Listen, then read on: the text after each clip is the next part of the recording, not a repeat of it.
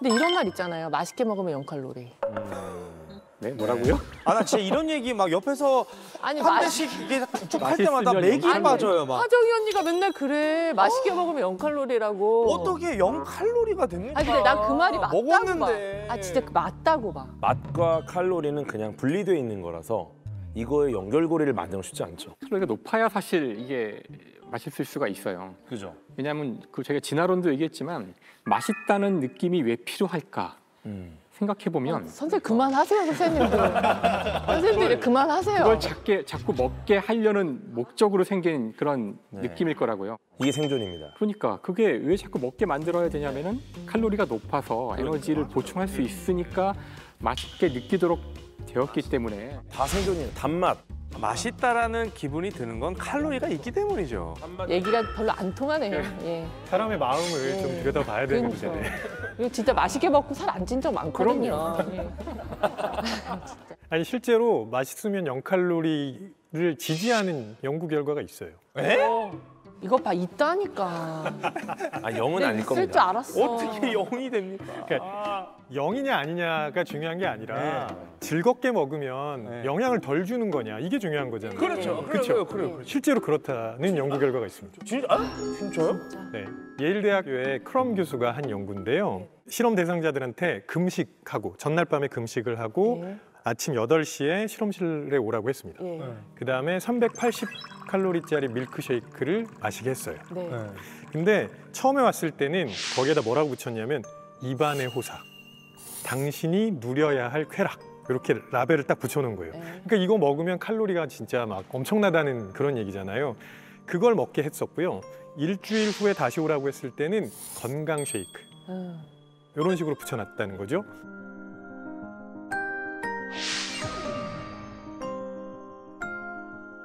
그 다음에 뭘 측정했냐면 배가 고플 때 나오는 호르몬인 그렐린을 측정합니다. 그랬더니 입안의 호사라는 그 쉐이크를 마셨을 때 건강 쉐이크를 마셨을 때보다 그렐린 수치가 3배 정도 낮게 나왔습니다.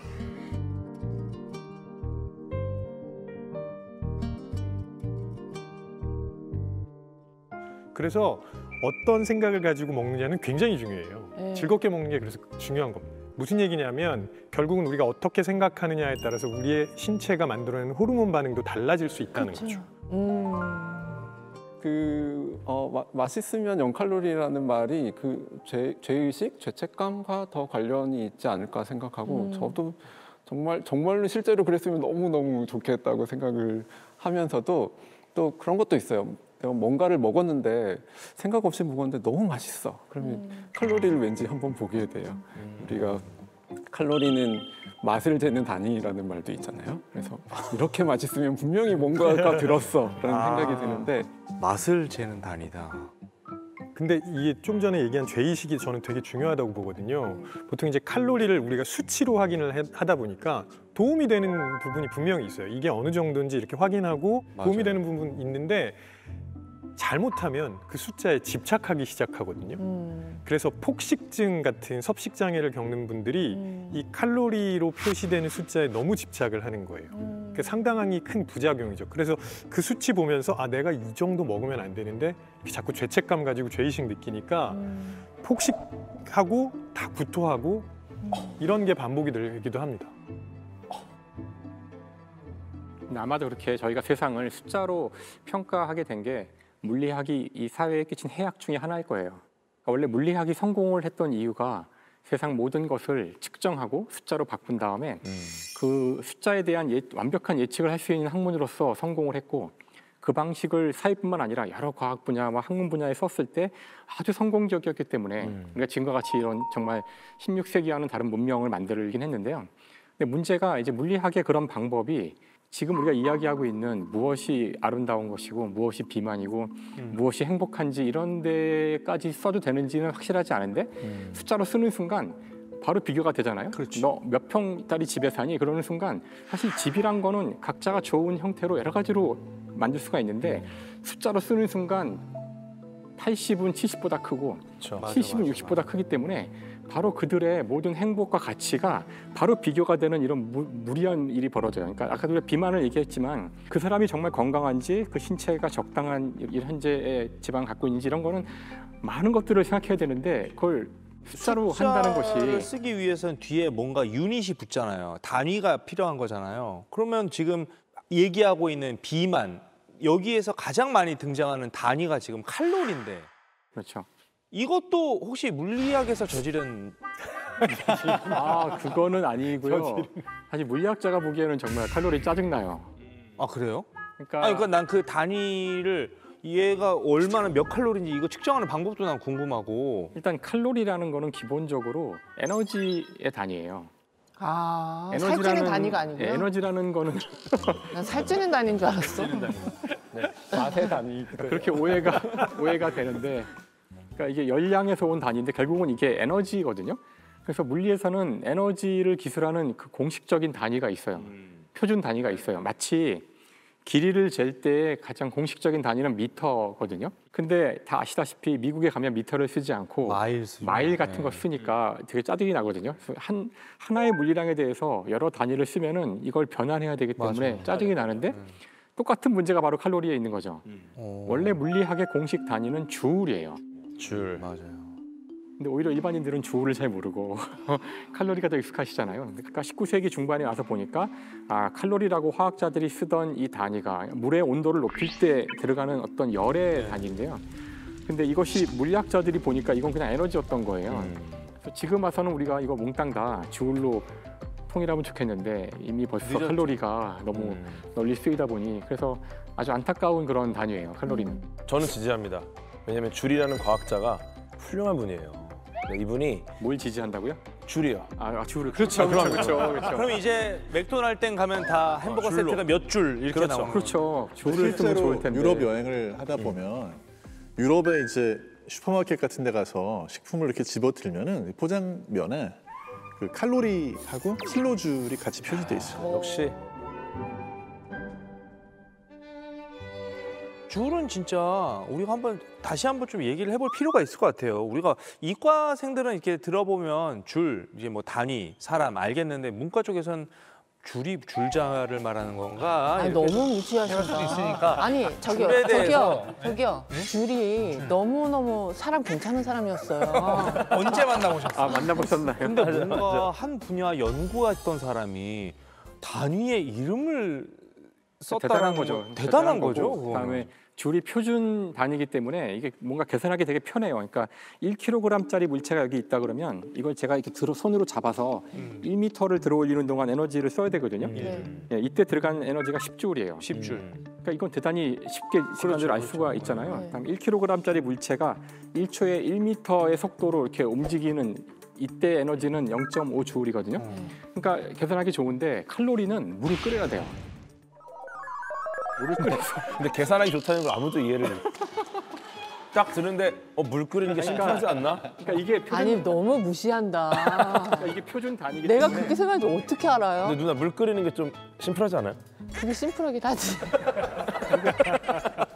물을 끓일 때 그러니까 대단히 추상적 개념이지만 이제 조울을 사용하면은 이제 표준 단위일 때 맞아요. 1m, 1kg, 뭐 112를 썼을 때 1에 가까운 숫자들이 나오는 거죠. 그러니까 이게 훨씬 더 물리학자는 편한데 이제 칼로리를 끓이는 거는 쓰면 너무 통제할 게 많고 그러니까 심플하지 어떻게 온도를 다 재고 물이 끓는다는 것도 정의가 굉장히 어렵고 뭐 기포가 밑에냐 저기 위에냐 나중에 바글바글이냐. 대기실 가서 또 말씀하세요 두 분이.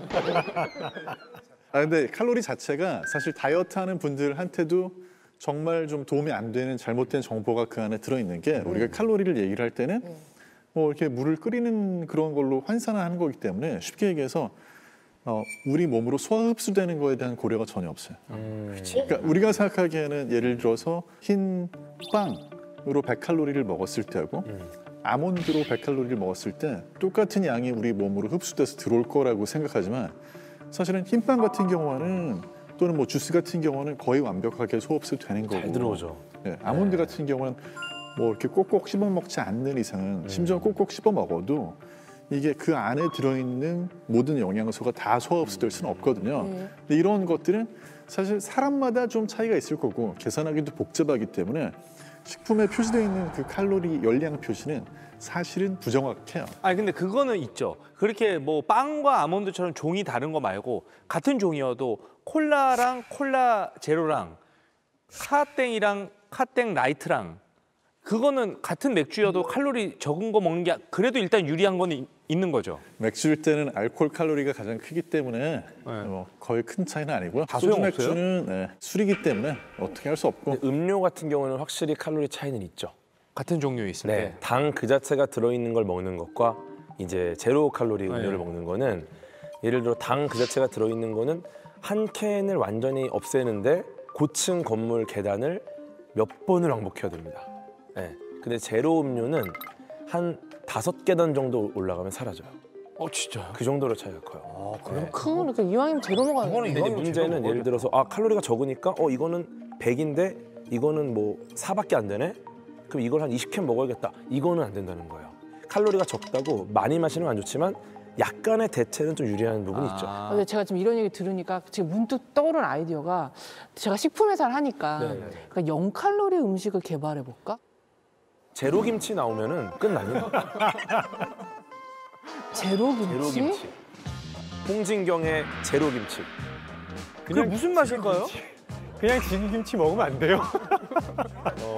일단 김치 맛은 안 나요. 아니면 제로 식품을 개발하는 거야. 물은 제로잖아요. 네, 물을 얼려. 네. 제로 아이스크림 있잖아요. 그래서 오 진짜? 제로 아이스크림이 실제 아이스크림보다 더 달아요. 심지어 제로 하나 만들어봐야지. 맛이 기가 진짜. 막힙니다. 제로는 요즘에 이제 유행을 하지만 네. 우리가 다이어트의 역사는 사실 실패의 반복이었잖아요. 네. 항상 이제 그런 게 나오면 실패합니다. 왜요? 제로로 먹고 피자를 한 조각 더 먹는 거예요. 근데 남용하면 안 돼요. 남용이 문제입니다. 그러니까 기존의 맛을 내면서 진짜 제로 음식을 만들면 뭐 비만 치료제고 뭐고 없이 그냥 진짜 10년 아니라 5년 안에도 없어질 수 있는 거 나 아니에요? 진짜 내가 10년 안에 만든다. 제로 김치? 제로 김치. 나는 걱정이 되는 게 지금 우리가 얘기를 하면서 그 뭐 위고땡에 대해서 너무 맹신을 한다거나 좀 그런 분위기로 몰아갈 것 같아서 방송을 보시는 분들이 야 저것만 우리나라 들어오면 다 해결돼 이렇게 생각을 하실까 봐 뭐 좀 조심해야 될 부분이라던가 혹시 뭐 부작용이 발견된 게 있으면 뭐 몇 가지 좀 얘기해 주시면 좋을 것 같아요. 좀 부작용이 드러나고 있는 것 중에 하나가 급격하게 이제 나이가 들어 보이는.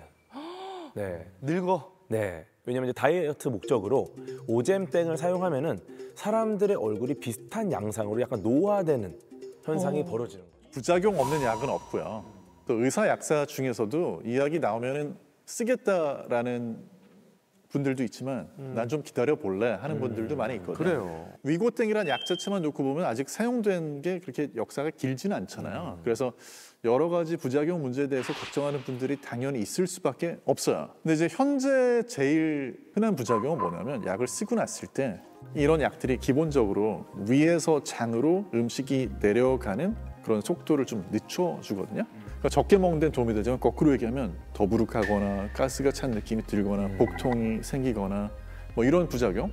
또 자동차 타고 어디 여행할 때 굉장히 멀미가 심하게 나타나는 것처럼 근데 그게 평상시에도 막 24시간 내내 눈만 뜨면 막 멀미 증상이 있대요. 메스껍고 막 약간 그렇죠. 구토할 것 같고 그렇죠. 오심구토라고 그러죠. 이제 그런 것들이 있을 수 있습니다. 뭐 위무력증이라든지 장 폐삭이라든지 이런 증상이 심해질 수 있고 또 췌장에 좀 염증이 생기거나 경우에 따라서는 이제 암 위험에 대한 거를 걱정하는 그런 전문가들도 있거든요. 그래서 부작용이 없는 약은 세상에 없죠. 건강하고 이미 충분히 운동과 식단으로 몸매를 건강히 유지할 수 있는 분들이 약으로 한번 살을 빼봐야 되겠다라고 생각할 필요는 없을 거예요.